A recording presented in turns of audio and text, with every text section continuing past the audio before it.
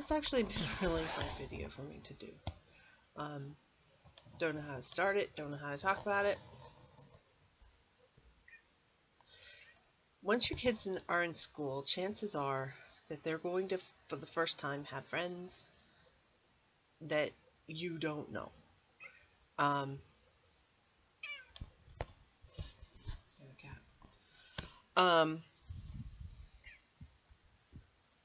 Because most likely, if they're in any kind of daycare at all, or even if they just see the neighbors, then they have little friends around that you really know pretty well. But they're going to go to kindergarten, they're going to go to first grade, they're going to go wherever, and they're going to see other kids that you have no idea who they are. And then there's a good chance that they're going to want to have play dates, that etc., and then you're going to have to meet all these other people, and that's actually not even slightly the worst part of it, and that's one of the reasons why this is so hard to make this video, because when your kid has friends and you don't,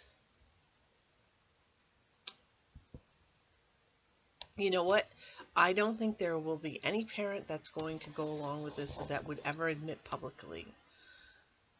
There is going to be a part of you that's almost jealous, maybe even full-on jealous, that your kid has friends and you don't. That they're getting this experience and you aren't. That they're going to be asking you questions about it and you're not going to have the experience really to give them advice.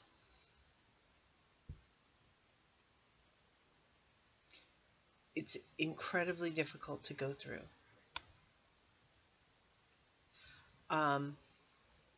I'm expecting that there's somebody out there that's going to, especially if you don't have your own kids, that's just going to be like, oh my God, that's the most awful thing I've ever heard anybody say.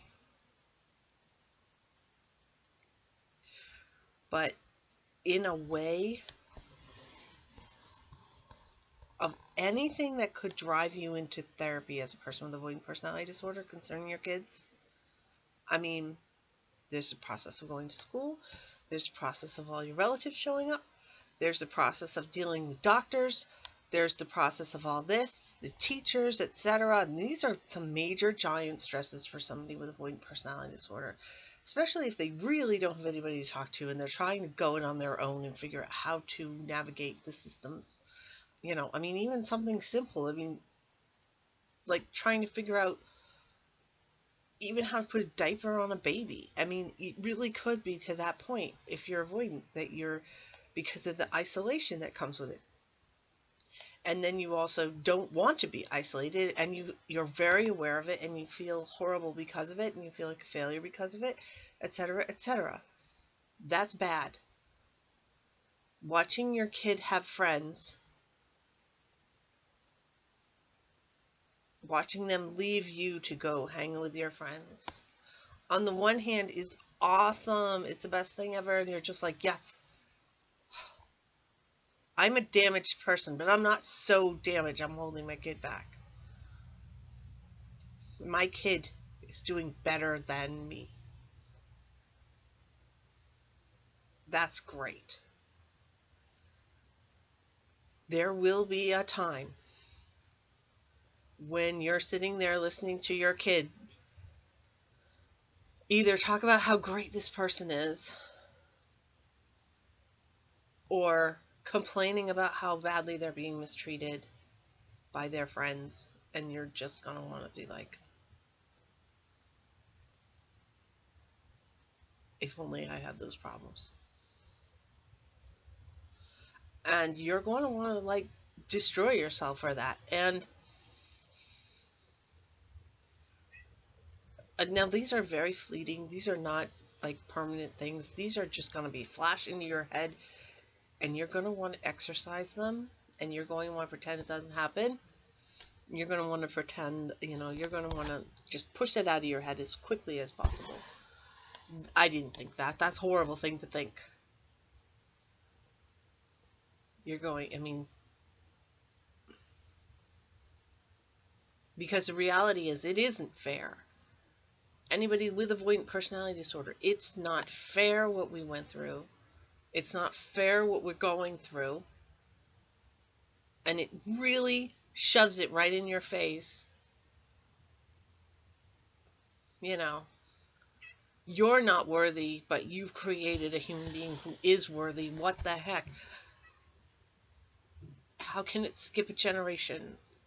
If it was truly an innate unworthiness, then why would your kid not have that feeling? Oh, this cat thinks I'm talking to her. Anyway, that's a really hard set of things to have to think about. And it's the type of thing that gets you in the middle of the night and you want to shoot yourself for it, because how dare you think that about your own kid? A lot of the reason for it is the two sides of the coin thing that a lot of people with avoidant personality disorder grow up with, where whenever there's a good, there's a bad, and it's always paired. And you can't get rid of that. That is not your fault. It's not your fault that you automatically take something good and find a bad and the opposite. And that's a lot of what that is. The why me. And I'm sure there are going to be people that are going to say, I have avoidant personality disorder. I have kids. I've never thought that ever once in my darkest moment. And I say, good for you, and you are a liar. Because that is actually a massive problem, is that, you know, people with avoidant personality disorder are really good and attentive parents because they sort of like overly identify with their kids because they know what they went through. They remember very strongly what they went through, and they're going every step. It's going to be different for my kid. They're not going to have the abuse. They're not going to have to be thinking this way. And you sit there and you watch it every day. You watch and look for signs. Am I infecting my child with my attitudes or whatever? And so you know, things that other parents just wouldn't think of, parents with avoidant personality disorder do. And that is one of the things. It comes up. It comes up that these milestones, you're so proud of your child, and yet you're like, good enough for them, but not good enough for me. And it just hammers it home again, and you're living with it in your house. Again. Good enough for everybody else, not good enough for you. And when that comes up, it will. At some point, it'll be your kid's first, you know, girlfriend. It'll be your kid's whatever they can do that you can't do, which will happen hopefully almost every day. There'll be something that they can do that you could never do because of your avoidance, and that's awesome. And that's proof that it didn't continue to the next generation. But it will stab you to think this way about your own kid. And you know what? Just let it go. I mean, it's gonna happen. See, look at me. I'm expecting backlash for saying this. For speaking the truth. Because it's not a nice truth. But it is the truth.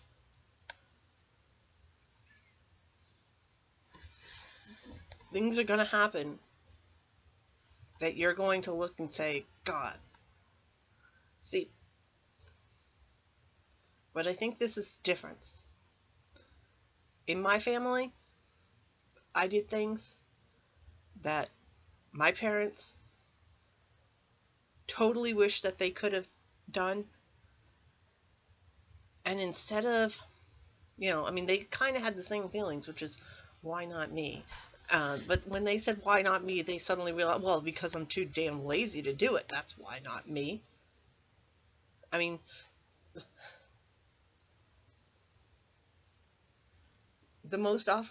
of the most awful things that my mother said, I can't say it's the most awful, it was just like jaw on the ground. I can't believe you're saying this. Saying this to me. When I had my son, she was like, oh, I wish that I had been able to cuddle my babies. And I'm like, you fucking moron. You could have, anytime you wanted. You had two, I only had one. You could have anytime you wanted. You chose not to. Because, she didn't work. My father worked.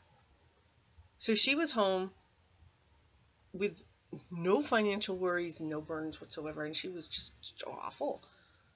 And she has the nerve to be jealous of me because I had a baby I could cuddle, and she never took the opportunity to cuddle her own babies, and she's telling me this? I'm like, come on, woman. I'm supposed to be sympathetic that you abused me even as a baby? I don't think so. Okay, so that's the thing, is that the parents, when they had these ideals, and these things they wanted to do, and they didn't do them, and they see their own kid do them, they burn with the jealousy, and they take it out on their kid. And they make sure to take every good thing they've ever done and smash it into dust and destroy it and belittle it and do everything they can to make it awful, because they are abusive parents. Period. They'll either do it physically, or they will demean you, or whatever. They're going to make sure that you don't like and you're not proud of yourself. Period. And I think it's one of the reasons why it's so hard when that pops up, is because you recognize it. You're like, oh, just like my parents. Except you're not. Because you let it go. You don't punish your child for it. And tell them you're proud of them for it. So, you stuff it down. You don't say anything about how much it stings. And it's such a joyful thing to feel that your kid has a best friend. That's so awesome, because you didn't have one. And you're worried for them because you're afraid that they're going to have some terrible experience like you, or they thought somebody cared about them and they truly didn't. But the truth is, because you've been watching for this, your kid probably has a huge clue about, even though they haven't been around you interacting with other people, they've been watching you, watching them. And so they probably do have a really good clue about what kind of person they can trust. So there is a little bit of use, tiny bit of use for that. So again, if and when it pops up, when you compare yourself to your kid, because that's sick, but everybody does it. Everybody does it. When you go, my kid has this thing that I never had. You see what your gut instinct is. Is your gut instinct, like your parents, to then tear them down for having it? Or is your gut instinct to think good for them? God. Because if it is to think good for them, then you're a good parent. Despite what anything in you wants to say. And so yeah, when your kid starts getting friends,